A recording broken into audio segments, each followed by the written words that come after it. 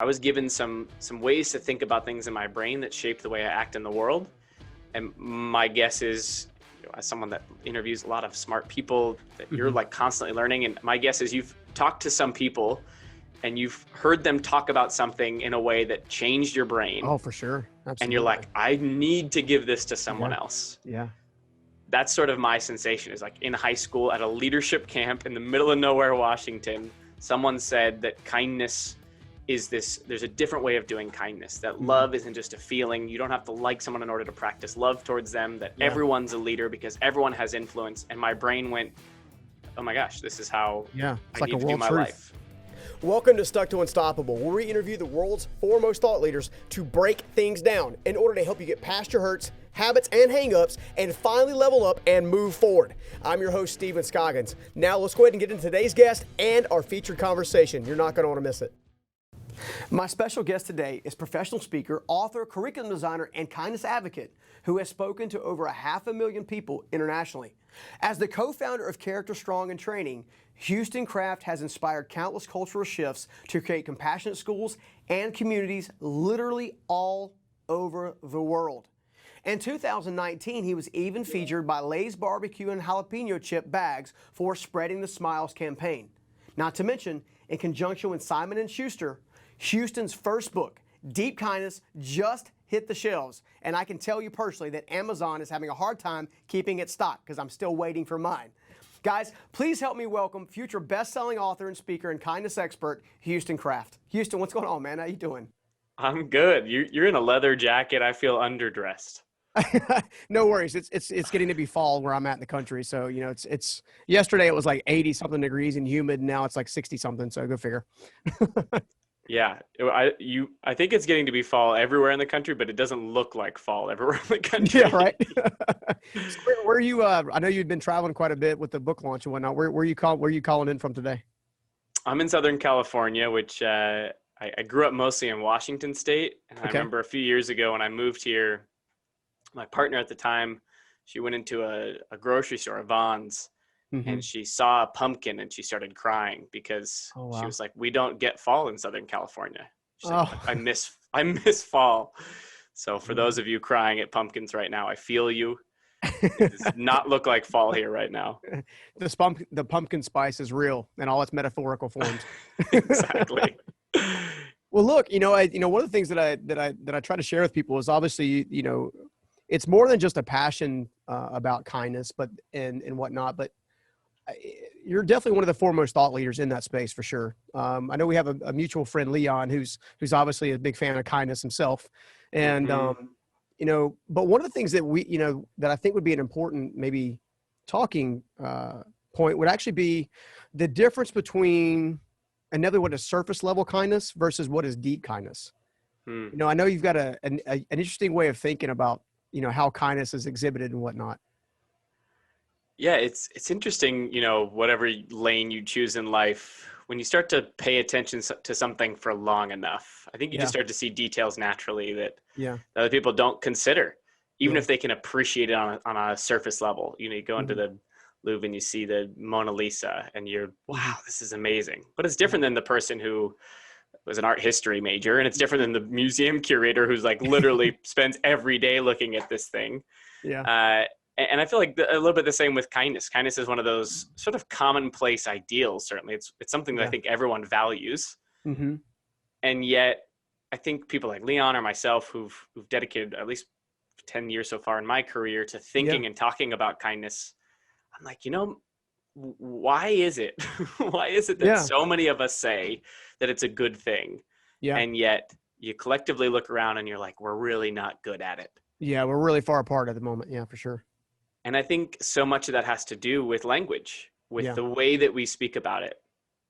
I've noticed an uptick in conversations around kindness or compassion, I think in response to a lot of cruelty that we're witnessing in the world. Oh, for sure.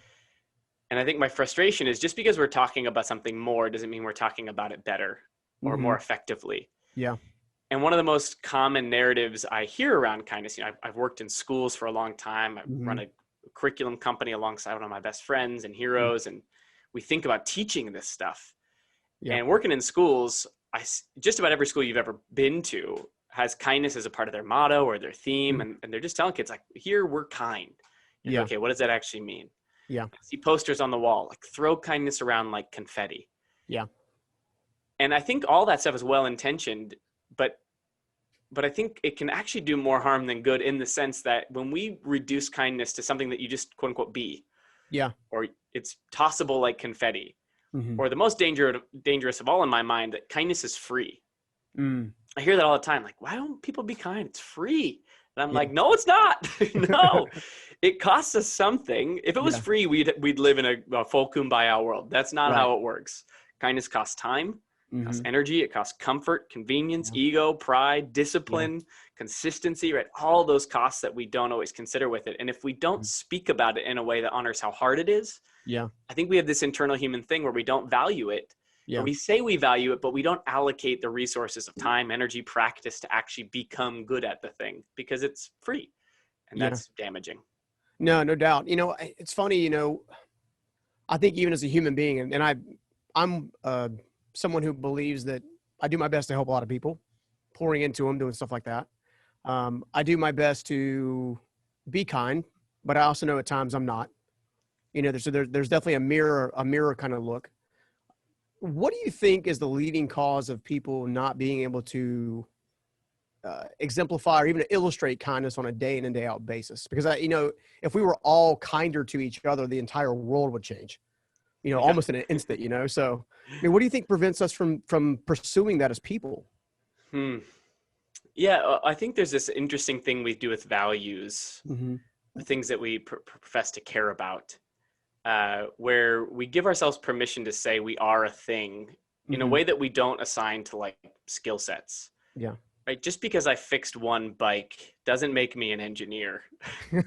Yeah. And yet a lot of times, like, people will say I'm a kind person. Mm-hmm. And I'm like, well, how much time do you allocate to the practice of that over time? Yeah. How much research have you done? Like, how well do you understand how kindness operates in your life, or the skills needed to practice that kindness? And I think it's this weird sort of gap that we have between skills in our life and values, where we think we are a thing, when in reality, sometimes we might do a kind action. Yeah. That doesn't necessarily make me a kind person in embodiment, in fullness. Yeah. So I think that's one barrier, right? Again, just like a gap in the way we think about it. Mm-hmm. More statistically speaking, Dr. Michelle Borba, a friend of mine, wrote this book, Unselfie. Mm-hmm. She spent 30 years researching empathy and compassion. Yeah. And what she discovered is that the biggest barriers for empathy are anxiety, fear, and narcissism. All three things I would suggest have increased in our world. Yeah. Right? And prior even to a pandemic or quarantine, we were already experiencing record levels of anxiety, right? The average teenager today has as much anxiety as the average psychiatric patient from the 1950s. Mm-hmm. Anxiety is going up, and it has a direct correlation to a decrease in empathy in our world. Right? Yeah. Empathy has dropped 40% in the average college-age student since the year 2000. Wow. Dr. Borba calls it the empathy gap, and she says it's widening, and that makes sense. Yeah, no, it totally is. I was watching I'm not a big TV watcher, but my wife said you have to watch this show called Social Dilemma or something. It's about social media and the impacts of it. And it's profound that the empathy decline has declined as such as social media has seemed to increase. Almost like, because it goes to that state of comparison and that state of trying to put your best face forward rather than being authentic. I think it's said that most of us judge us by our intentions. Like, we judge ourselves by our intentions, and other people judge us by our actions. I mean, it seems like that kind of what you're saying with pride and narcissism and these different facets. I mean, all of that kind of comes down to that brief stance. It's a comparison. For at least in my perspective, there's elements of comparison. There is elements of pride and ego and stuff and self-centeredness that gets in the way. There's an element of trying to prove that you're better than somebody else rather than trying to help someone else kind of scenario. I mean, you've obviously made it a career choice to really pursue this with all your heart and all your might, with all your intelligence.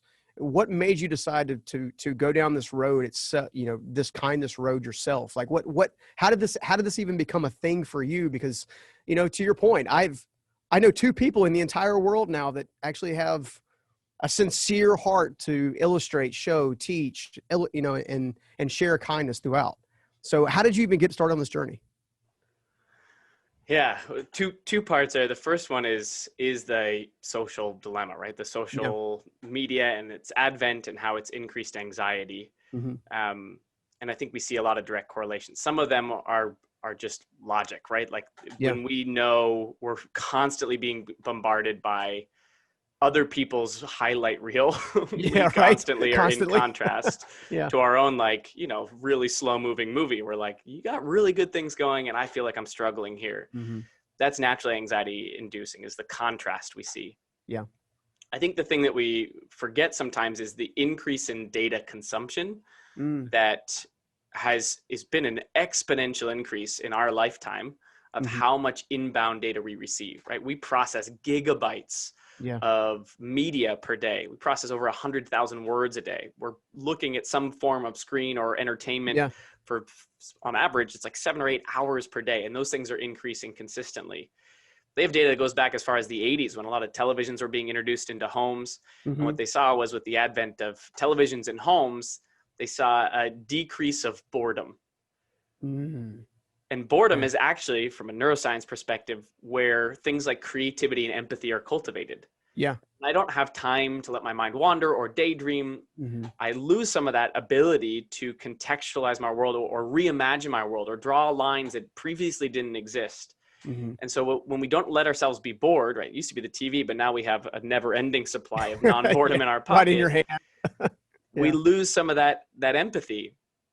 And I think we forget also just how many messages come at us, and that we haven't evolved quick enough. Of course we haven't, to provide filters. And think about all that inbound data in your brain and how ill-equipped, simply from a timeline, evolutionary perspective, we are to actually navigate that data effectively. Yeah. It's like this just jet stream of information, and my brain isn't parsing quickly enough. Okay, here's some simple questions. Like, is this good for me? Yeah, right. Is this true, right? Is this capital T true? Is it worthwhile? Does it apply to me? Because there's so many messages embedded in that, right? Everything has an angle of some kind that's trying to convince us that we're not good enough over here, so you need this thing to supplement it. Or you're bored over here, so look at this shiny thing over here. And that constant sort of messaging, I think we forget sometimes how anxiety inducing that is, and how many lies we get sold by culture that I would argue, we're talking about, quote unquote, what gets in the way of a more compassionate world. Well, so many of those data bits teach me or provide a narrative to myself, like that I'm not worthy of blank, or that I need to be afraid of failure, or that achievement looks like X, Y, or Z. And in order to be lovable in this world, I need to achieve X, Y, or Z. And I think it's easy to forget, like, how those insecurities usually don't drive us towards connection. Yeah, for sure. Right? They drive us towards scarcity and that fear of that I'm not enough unless I blank. Yeah. It's sort of like the model capitalism is built off of. Well, you know, Gary, I'm sorry, go ahead. I was going to say, sorry, it's a two-part big question. Like, what gets in the way of a more compassionate world? How does social media play a role? And then how did you get into this? Yeah. And the short answer to probably a longer question is simply, I was lucky enough to experience paradigm shifts when I was young around what it meant to lead in this world, what it meant to be a leader, what it meant to show up in compassion and kindness. I was given some ways to think about things in my brain that shaped the way I act in the world.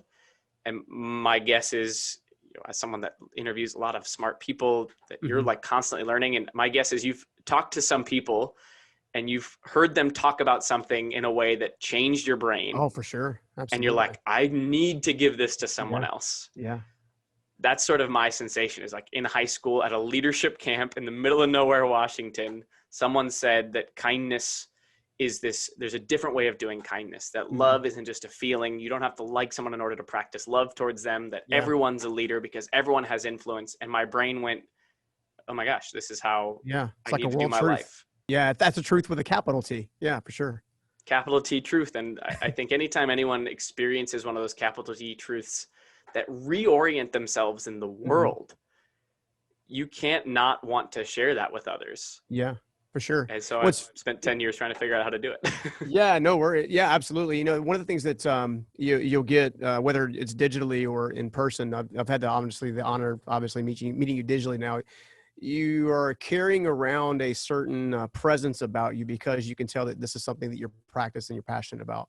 Gary Vee recently said that kindness is one of the most underutilized skills, and that that practicing it can obviously make you a lot stronger and a lot more empathetic and things of that nature. But how does one go from not practicing sincere kindness on a regular basis to essentially becoming someone who is even thought of as a leader in the spirit of kindness?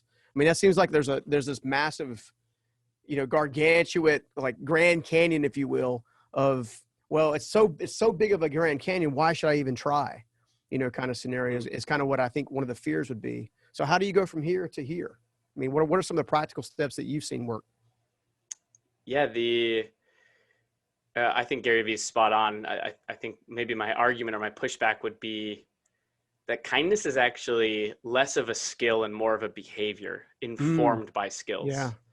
And I think that's one of the misnomers or the paradigm shifts around kindness for me is, you ask kids in the context of school to be kind, or you want that part of your workplace culture, kindness. And yet if we haven't equipped people with the tools in the toolbox to do that well, we're asking people to do an external thing without the internal equipment. That's good. For example, I don't know, empathy is a good one for me. Empathy, I think, is such a critical ingredient to the practice of kindness. Yeah. Empathy is my ability to understand what you're feeling, what I'm feeling, to take on your perspective, and to then hopefully translate it into some sort of compassionate action. Yeah. And one of the more profound examples I stumbled upon in writing the book it comes out of Newtown, the Sandy Hook shooting. Yeah. Where after this global tragedy, people wanted to respond with kindness. Of course, it's sort of our natural human instinct. Oh, here's an opportunity to be kind. And usually we wait till people are hurting until we try to help. Yeah. People from all over the world sent stuffed animals. So many stuffed animals, in fact, that Newtown had to rent a warehouse just to house all the inbound gifts. I did not know that. Now it's a logistical problem for a town who's suffering emotionally. And one of the guys that ran the candlelit vigil said there were more stuffed animals present than there were people. And in a really profound quote, he goes, a teddy bear is great, but a teddy bear doesn't pay for a funeral. A teddy bear doesn't pay for counseling. Yeah. And here's this paradigm shift for me, right? Kindness, the action of kindness, without empathy that lives beneath it, usually serves me, the giver, more than the person on the far side. I feel good because I think I did a kind thing, but did I ever bother to ask, is this what you need? That's good. Yeah. That's a skill set, right? Yeah. The ability to take on that perspective, the ability to ask those questions, the ability to listen in that way is a whole skill set that if I haven't been taught it or taken time to develop it, then my action of kindness is weakened, or sometimes I won't even do it at all because I don't know how to. Well, I think that's where everybody really struggles at is, I know we're in a crazy, obviously, situation in our entire world right now. It's probably been a little more polarized than I think it's ever been in history, at least from my lifetime, and I'm sure yours as well. But yet when I bump into people at the grocery store, I bump into people now at the gym that now they're open, thank God. And I bump into people in public.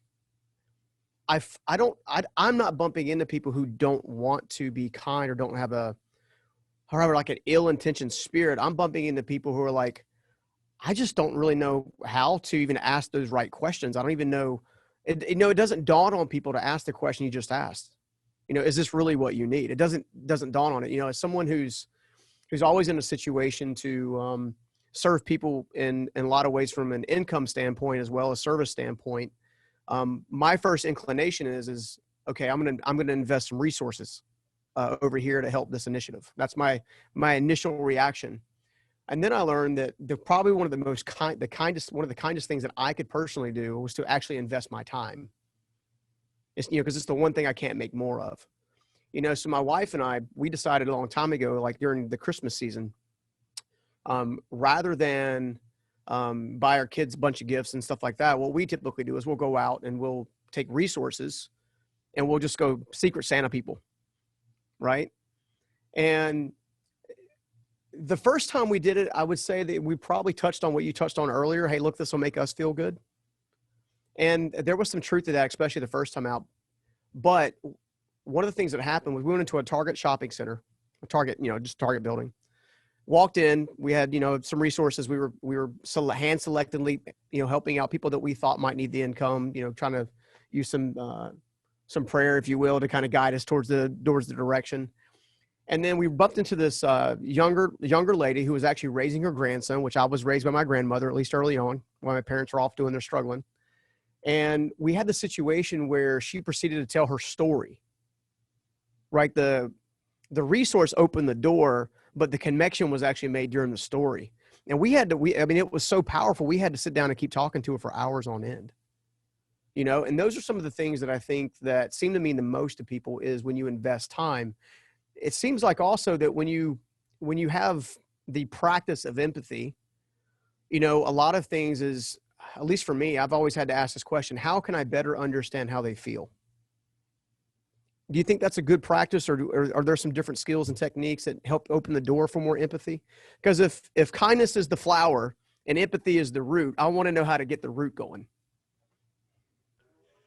Steven, there is literally a leaf blower right outside my door.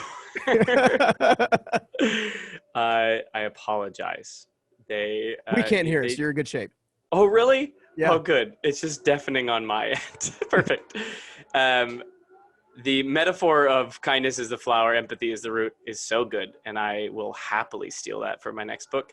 I More think than welcome to. That practice of identifying need is one of the most critical ingredients, and I think that people just need frameworks to know how to do it. Mm-hmm. Instead of just offering people, here's 10 ways to practice kindness. Yeah. I think the bigger deal for me is to think about how we think about kindness. Yeah. For me, I use a little model that I call intersectional thinking. Okay. Which is like a little Venn diagram for your brain.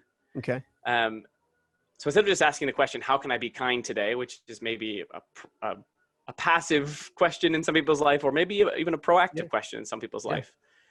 I think that question is so massive. I liken it to sitting down at the Cheesecake Factory and opening up the menu, and there's just so many choices. It's overwhelming. They do have a big paradox. It's so big, right? The paradox of choice would say that we actually have less choices when we have too many. Yeah. I think the same thing is true with kindness. The first time I ever went to the Cheesecake Factory, I ordered the Chipotle chicken pasta, and it was delicious. So guess what? 9 times out of 10, when I go to the Cheesecake Factory, I'm getting the Chipotle chicken pasta. And I think that exists in the kindness world as well, that we don't always think about, but we so often talk about the pay it forward and the coffee line behind you, or help the old lady cross the street. That those have become the Chipotle chicken pastas. That, like, if those are the only context, if those are the only examples I have in my brain, then those are sort of where my brain tends to go when I think about kindness. Yeah. So my brain says, how do I reduce that massive choice and put some constraint, right? Constraint amplifies creativity. So I'm going to put a circle to narrow the focus. And I'm going to categorically name that circle people. Mm-hmm. Okay. Instead of the question of how do I practice kindness today? How do I practice kindness today towards my mom is a very different question. Yeah. How do I practice kindness today towards the person who runs this food bank? How do I practice kindness today towards my roommate? Whatever that question is. Yeah. I think specificity immediately drives action and drives meaning. Let's add another circle to make it the true Venn diagram sort of spirit, which is, let's say, time. Let's say I don't have a ton of time on a given day, right? Time is definitely one resource I can invest in people, but the reality is, in our busy lives, I don't always have 3 hours to go and sit and listen to a story. Now, can I make time for that? And should I? Absolutely, on occasion. We need those stories to propel us. Mm-hmm. But on a day-to-day practice sort of basis, what if I only have 10 minutes? Yeah. And the question of how do I practice kindness towards my mom in 10 minutes is different than how do I practice kindness towards my mom? Yeah. And all of a sudden that provides sort of direction for me. How do I practice kindness? Well, I know today, as an example, my mom landed in North Carolina. It's her first flight she's taken. Tell her to come say hello. Is that where you're at? Yeah, based out of North Carolina. Yeah. Amazing. But she's in Raleigh with my stepsister. Well, and we're in Raleigh. No way. Yeah, a This live is event center. hilarious. I'm live sitting in the studio right now in Raleigh, North Carolina, in our live event center.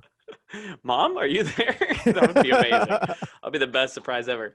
So she's landing there, and she's going to be with my stepsister, who's about to have her second baby. Aw. And I know my mom is stressed about being there she wants to be helpful. Yeah. And so I know that one thing I could do is send like an Uber Eats coupon down there, because I know they're Yeah. like probably all overwhelmed. That's Yeah. one thing. Or I could hop on the phone and FaceTime her for 10 minutes, or I could send a video to both Nikki, my sister, and my Mm-hmm. mom, and just let them know, hey, I'm thinking about you guys during this time, right? So Yeah. immediately by asking those sorts of questions, by providing constraint, I'm able to meet needs, Mm-hmm. which is what empathy and the story about Sandy Hook, I hope, teaches us, is that Mm-hmm. kindness that meets needs is what I would say deep kindness is all about. It's we Yeah. listen well to love better. Yeah. Otherwise, we're just meeting the things that we perceive our needs, which typically aren't always right. Yeah. Right. My mom, as an example, went through stage 4 colon cancer, and it's so interesting to see how people show up in those moments. Yeah. You get the people that just deliver food, some of which, like, it's great, but like maybe isn't, we got 5 meals today. I can't Yeah. eat this Yeah. right now. It's not Yeah. what I need, or it's not the Yeah. food that I want or need, or isn't related to the diet I'm supposed to be on. Yeah. Some people ask the question, which we think is helpful, which is, how can I help? Yeah. And you know what that does is that creates a task for the person in need of help To come up with to something to complete. help with. Yeah. Absolutely. So if you're thinking again back to that practical strategy of how do I get to the root, show up to a conversation like that where you want to meet a need with at Mm-hmm. least 2 options. Give them at least a binary to Yeah. reduce the friction of choice on their part, to say, Mm-hmm. this is what people have a hard time asking for help. So I might Yeah. say, hey mom, what's more helpful tonight? Me hopping on to FaceTime with Nikki so you can spend some time doing your own thing, or Mm-hmm. sending you guys an Uber Eats gift card. Yeah. And so by giving that choice, because I've listened, because I know the circumstance, I immediately, I think I'm able to meet a more effective need. Yeah. A, because I'm getting specific, and B, because I'm not asking for them to be the one coming up with the kindness. I love it. I love it. Let me ask you this. This is gonna be kind of a weird question. It popped in my mind as you were sharing your story and sharing the complex, not the complexities, but the different ways in which we could show up. Do you find it easier? Well, maybe it's not. Maybe do you find it easier? What do you think would affect this world that's depression ridden at the moment, anxiety ridden? What do you think it would affect us more?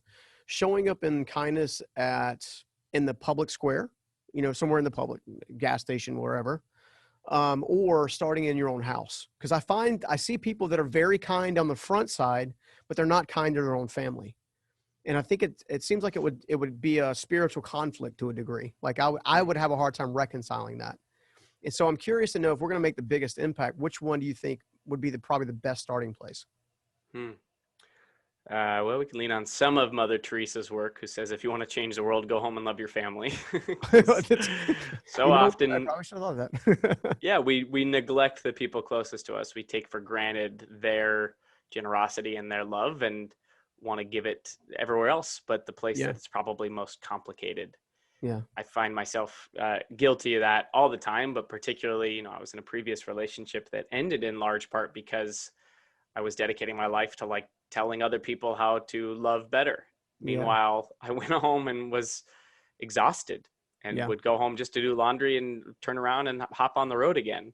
Yeah. And so I've lived that narrative. And I think the danger when we think we are doing good in the world, the more purposeful we perceive our pursuit to be, the more self-righteous we can get, and the more excuses we give ourselves in pursuit of that to neglect the people closest to us. And that's the danger of being someone that thinks they're doing purposeful work, which you can be. But actually the model that helped me a ton, I read about online. I stumbled upon it. It was called the 4-burner theory. I don't know if you've heard it before, but pretty simple in premise. The idea is that we all have 4 burners: family, friends, work, and health.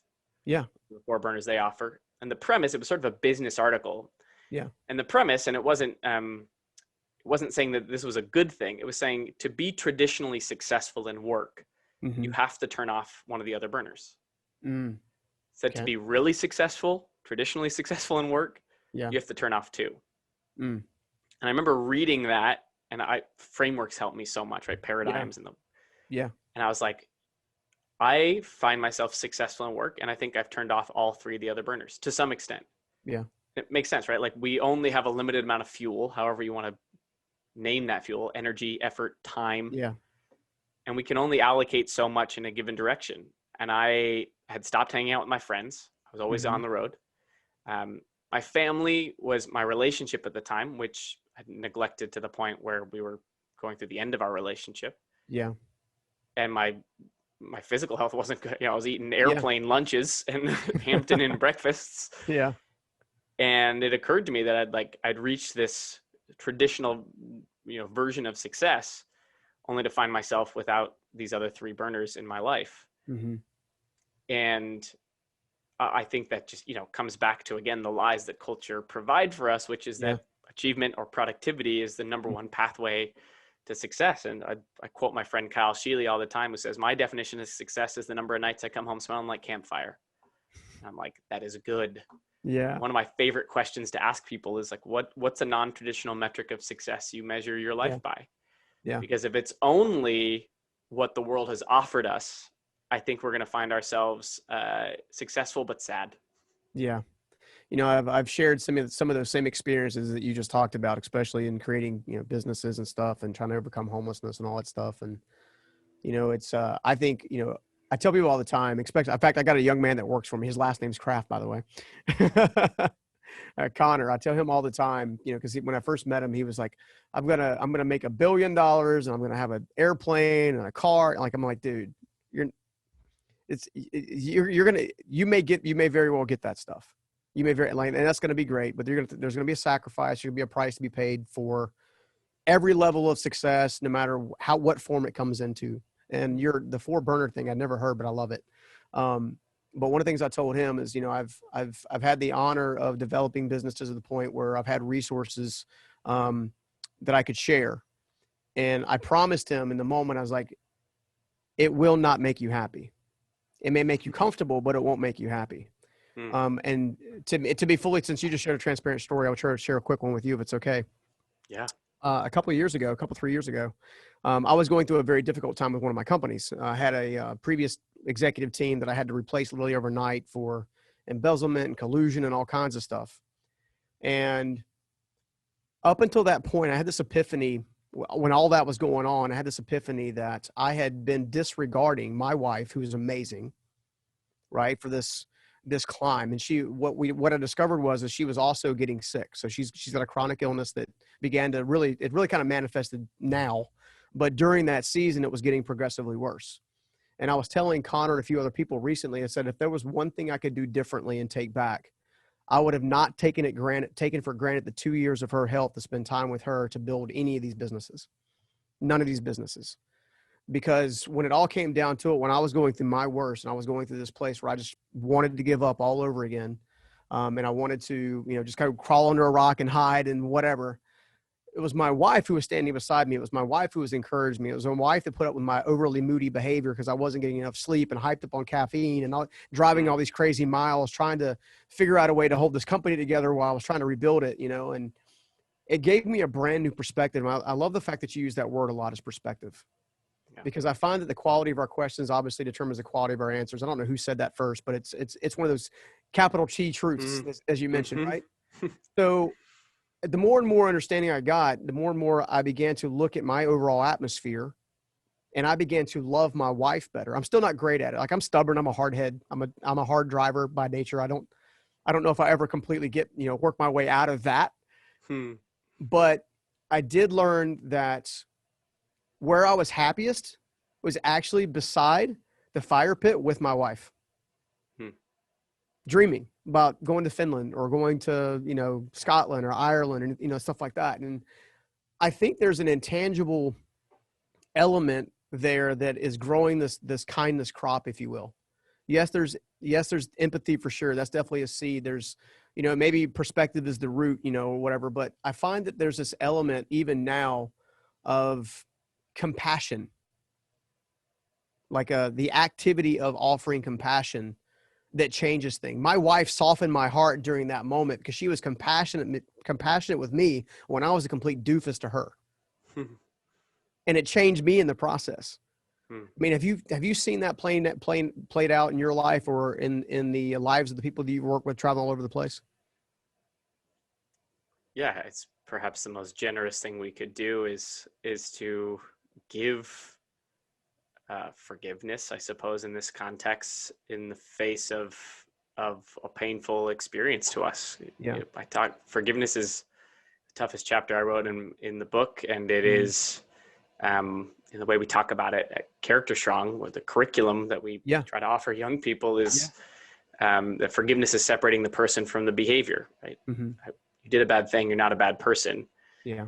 And the people that hold that perspective toward us, I mean, is there a greater gift than someone that can see us not as a mistake, but as a series of misdirections or a series of mistakes that we've made behaviorally, but it doesn't mean we are bad. Yeah. And I think that sort of, what that does when someone looks at us through that perspective is it offers us the ability to look at ourselves through that perspective. And that's transformative, right? Because no outside entity is going to change us. But if we change the way we see ourselves, that's going to change the way we show up in the world. So I've experienced that from people in my life. I've witnessed that happen. And I think a lot about that. Like, I think about how frustrating and challenging the world can be, whether it's the closest relationships to us or whether it's just sort of the general frustration with the state of the world. Yeah. What can we do to ease that burden? And I think about perspectives, to come back to that word, but like, what are the barriers I put in front of me between me and the world that save me anguish? Yeah. What are the filters that I process data through that prevent me from the anxiety or frustration or even resentment that I feel towards the world? One of those lenses, right, is this perspective of people do bad things, they're not bad people. Yeah. One of these perspectives, as Brene Brown offers, is everyone's doing the best they can. Yeah. Dr. Ross Greene says kids do well when they can. I would say people do well when they can. Yeah. My empathy statement towards the world is like, none of us were fully equipped with the tools. Yeah. And no, all of us have absolutely things that are happening in the background that affect the foreground. Yeah. And if I can carry that perspective and literally see the world through it, it shapes every single one of my interactions. Yeah. And I think we can do that in our closest relationships. What a gift to give, what an offer of daily forgiveness sometimes. And I think we can hold the world through that lens to say, there is hope here if I understand that there is hurt beneath it. There are tools not in this person's toolbox. Yeah. Now, will I still respond emotionally? Of course. But can I regulate those emotions to respond ultimately with empathy and kindness? Yeah. Yeah. And that's what, compassion in Latin translates to suffer with, to suffer alongside someone. Oh, wow. And then in psychology, they say that compassion is not only to suffer alongside someone, but also have an active desire to alleviate that suffering. So step one is that, can I take you in and recognize you not as an attack or something personal? Can I remove the personal piece of it? Can I hold you in your hurt, separate the human from the hurt? And then can I say, all right, how do I make this better? And that whole practice is a lifelong pursuit, right? Because there's a lot to be frustrated with. Yeah, right. It's funny. I've experienced that as well. I obviously I grew up in a pretty difficult household overall, which is why I ended up being raised by my grandmother for a little while. Grew up as an adult, had a lot of various hurt at different levels, abandonment and all the different things that to kind of counteract. And I had a good friend of mine that was based out of Nashville, Tennessee. And I remember I was with him somewhere and we got on the topic of forgiveness. And basically I discovered there were really two types of forgivenesses, but the one that we were leaning into at the moment was he instinctually knew that I had a forgiveness issue with both of my parents, but specifically with my mother. And he said, I want you to remember something. He said, first of all, I want you to understand that no one probably taught your parents how to be parents. So back to Brene's doing the best that you can. Absolutely. Right. On top of that, I want you to, from now on, I want you to picture her every time you feel like being resentful or easily angered or something like that. I would like you to envision her as a 6-year-old girl who just fell down on the pavement with skint knees, who's getting up off the thing and simply just raising her hands like, help me, like hold me, like a parent would do if your daughter was to fall on the floor. And I got to be honest, in that moment, I envisioned my mother at that level, and I started weeping. I started weeping. It was the first time I remember actually sensing her hurt, sensing her, the things that she went through, like abuse and some other things that I didn't even know about till I was well into my 20s. It was transformative just by going in that other moment. Not long after that, we had a situation where the other type of forgiveness came up when I was doing a live event here, and I get quirky ideas all the time, when I was doing some stuff from stage. But one of the things I did was I bought everybody mirrors, and I placed it at all the different tables, right? And and I'm presenting, and I said, all right, I want everybody to repeat after me. Pick up your mirror and everybody repeat after me. And there, I said, joking around, so, okay, look at yourself, say, hey girl, hi boy, how you doing? Kind of, flirt with yourself a little bit, right? Everybody's having a good old time. I said, okay, everybody repeat after me. And I was like, and they were like, okay. I'm like, I, and they're like, I. And then I said, forgive you. We had 7 people, I think, hit the floor crying and weeping. At that moment just popped up in my head the more and more I listened to you talk about kindness. And it seems to me that one of the quickest and easiest place for us to learn kindness is to actually learn it from ourselves first. Mm-hmm. And I appreciate the fact that you're focused on this journey, because it definitely helped me. I'm getting chills now. So. Yeah. I admire Dr. Brene Brown so much, and she has the research lens, which I love. Mm-hmm. And she says in all the data, she found that the people that are hardest on other people are most hard on themselves. It's true. And I think we have this narrative that in forgiving someone, we excuse the action and that it's okay again in the future. And I think that's a damaging narrative around forgiveness, whether that's towards yourself or towards others, right? We can say, I forgive you, and you're never allowed to treat me this way again. Yeah. We can draw strong boundaries, and we can love people from a distance and say, this behavior isn't allowed in my life anymore. Yeah. And I think one of the challenges or practices that I believe in is that the behavior from the feeling and the separation.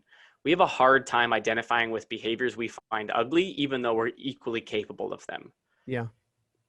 And so when you're feeling frustration from someone, instead of saying this person's being a jerk, they're treating me like X, what if it's, I know what it feels like to feel helpless. Yeah. To the point of your mom, like skin on their knees, reaching up. Yeah. Right. This person cut me off. What a jerk. Yeah. I know what it feels like to be in a hurry or to worry about someone I love. Yeah. Just that idea of thinking through the lens of the feeling as opposed to the behavior allows us to identify more easily with the things that, we find ugly in others, but are capable of ourselves. Yeah. I think we can more easily identify with the feeling. To the self-forgiveness part, to launch the book, I talked for 13 and a half hours with 39 people, Leon among them. Yeah. And I would say 36 out of the 39 talked about self-care, self-compassion in some component. Mm-hmm. And I always I wrestle with that one, because I find it can, for some people, feel self-indulgent. It can even feel fluffy, I think, for some. Yeah. But I think there's 2 big things that help me recognize the value of it in my own life. The first one is the recognition that anxiety and fear are some of the biggest barriers for empathy, which reminds me that if I don't take care of myself, if I live each day overwhelmed, stressed out, anxious, then I will never see beyond myself. Yeah. So to me, that's part of the equation of self-care is I need to reduce just anxiety in my life, which allows my life to get bigger. Yeah. Part 2, of course, is that self-care is separating me, the person, from some of my behaviors. Brene Brown makes that great distinction between guilt and shame. Guilt is I made a mistake. Yeah. Shame is I am a mistake. And when we start to identify with our behaviors as A, unchangeable, or B, fundamentally who I am, then I fall into that trap of that I will live my whole life as a mistake. Yeah. And if that's my disposition towards the world, then sometimes I think I'm being kind to others when I'm just trying to comply and be loved, which sometimes that's not kindness. Yeah. That's acquiescence. That's obedience. Yeah. And it's doing things that you don't actually want to do out of a sense of compliance instead of out of a sense of real joy. And so, all that to say that self-care component, I think, it can, for me at least, it's a narrative that I have to continually kind of fight back against. Yeah. I think that we have, it is the most critical ingredient to do that self-work first, to look in the mirror Yeah. and Sure. own up to this, that like I am both capable of loving and deserve to be loved by myself. Yeah. I love it, man. I love it. Well, let me do this, obviously, because you literally, my brain is going like 1,000 different questions. Like it's like, I could pick your brain for days. Why did you choose, why now? Why now is deep? Why now did you choose to write Deep Kindness? Why is the right season now, to put that book in as many hands as for as many people as possible? And, what do you think that they can gain from reading the book? Besides the obvious. Yeah. Yeah, I feel like it's weirdly timely at this Yeah. point, in the sense of, I started writing it last year, and obviously we had division in our world and Mm-hmm. in the US, but I feel grateful and proud that it has made its debut right now, because I think Yeah. it's important right now. It is. I think it's important for the recognition that we can disagree and still care for each other. Mm-hmm. I think it's important for the recognition of, more than anything, that self-confrontational work is so important. Those self-reflections that I think most people just don't have the tools or the Mm-hmm. resources. They don't know the right those questions to Yeah. ask themselves. Absolutely. Yeah. And I think that we are collectively in the midst of a humbling, Yeah. a personal humbling, a collective, national, global humbling. Yeah. I would agree with you. And I think that those humblings provide room to identify gaps. And if Mm. we don't see those gaps, if we aren't willing to explore those gaps, we'll never be able to close those gaps. Yeah. And so while it's painful to be humbled, humility is oftentimes the only time we experience true friction and opportunity for change in our life. Yeah. So I'm proud of Deep Kindness and its relevance to the world right now, because I think we need to reinvent the way we think about kindness, the way we understand kindness, and to echo Gary V, to recognize it as the most essential ingredient to heal a world that is broken, and to Yeah. heal a lot of humanity that's broken. And sometimes it's just about figuring out what tools I need in my toolbox, and Yeah. how to look at the world with enough filters on my perspective to not make it overwhelming. Love it. Let me ask, I guess I got one final question, if you don't mind. Who is this ideally? Now I would firmly agree that everybody in the entire world should read this book. All right. I've ordered several copies for myself and my team, right? Because I too believe that kindness can go a long way, especially when you've got broken bridges everywhere, right? It is a unique bridge that says, why don't we talk, rather than let's bear arms against each other kind of scenario. If there was one person on the planet that needed this book today more than anybody else, describe who that person would be. What are they facing? What are they struggling with right now?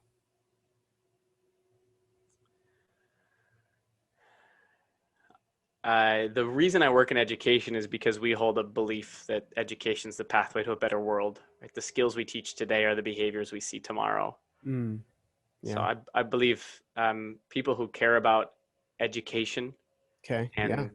and helping the next generation be effectively better. I think people who hold positions of leadership, Mm-hmm. because they're the ones so often who dictate metrics of success. Yeah.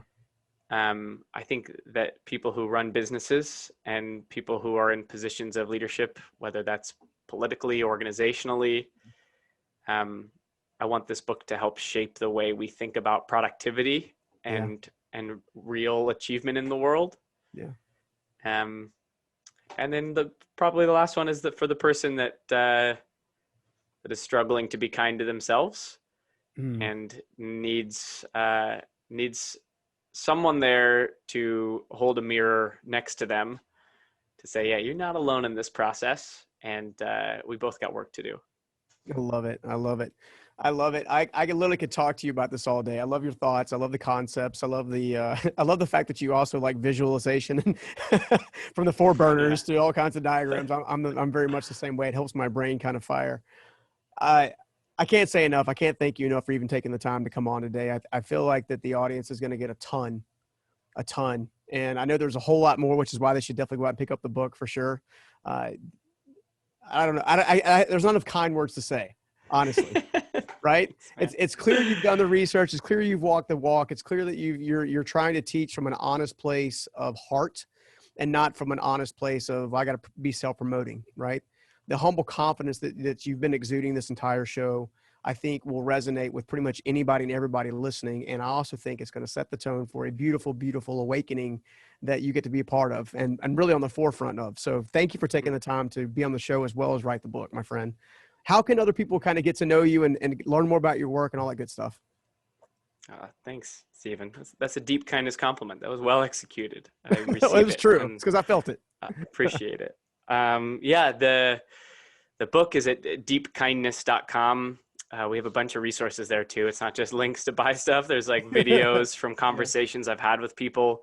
We had that big day-long conference where I literally talked to 39 people, and we talked to people who are activists. We talk to people who are in education, neuroscientists, educators, coaches, survivor winners, Leon, who had the kindness diaries. Yeah.